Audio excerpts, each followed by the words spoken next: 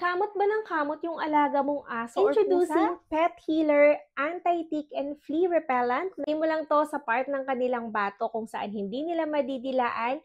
Pabayaan mo lang ito at huwag mo silang papaliguan within the next 48 hours. Simula pagkalagay mo sa loob ng 24 oras, mahuhulog na lang ng kusa ang mga garapata at pulgas sa iyong mga alagang aso at pusa.